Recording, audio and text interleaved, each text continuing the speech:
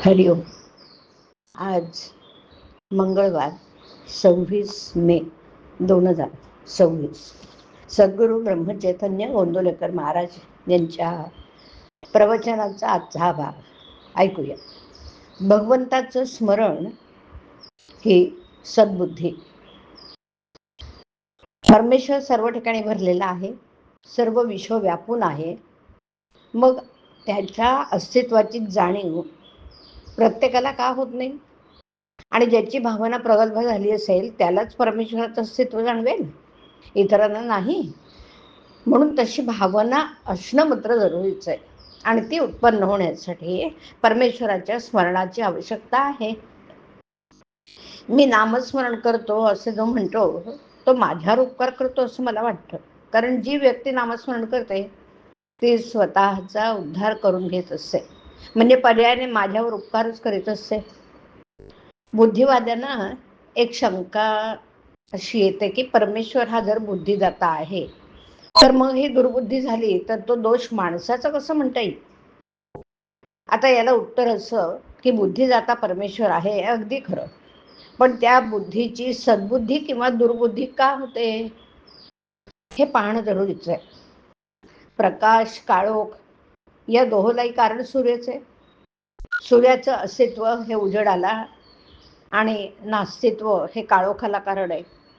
तसं भगवंताचं स्मरण हे सद्बुद्धीला आणि विस्मरण हे दुर्बुद्धीला. म्हणून बुद्धिदाता परमेश्वर हे जरी खरं असलं तरी सद्बुद्धी वा दुर्बुद्धी ठेवणं हे मनुष्याच्या हातात आहे. भगवंताचं स्मरण ठेवलं म्हणजे दुर्बुद्धी होणार नाही. म्हणून नेहमी भगवंताच्या स्मरणात राहावं. आणि याला उपाय नामस्मरण.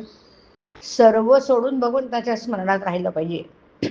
परंतु व्यवहार नीट करून त्यामध्ये भगवंताचं अनुसंधान ठेवणं हे त्याही पेक्षा श्रेष्ठ आहे.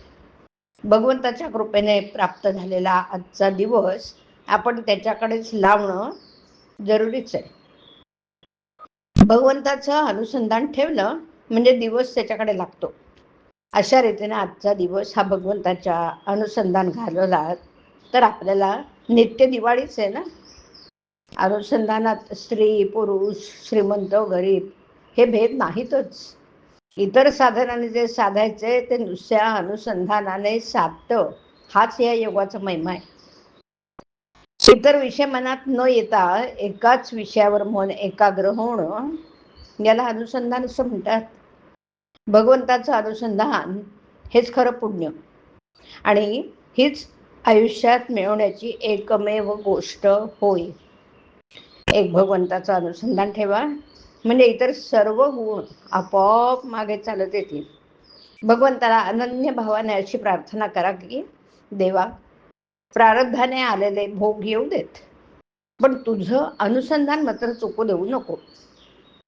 नाम व अनुसंधान 24 तास चालायला पाहिजे. तेथे दुसरी एखादी गोष्ट वेळेवर न झाली तर त्याचा आग्रह नसावा. हरिओम.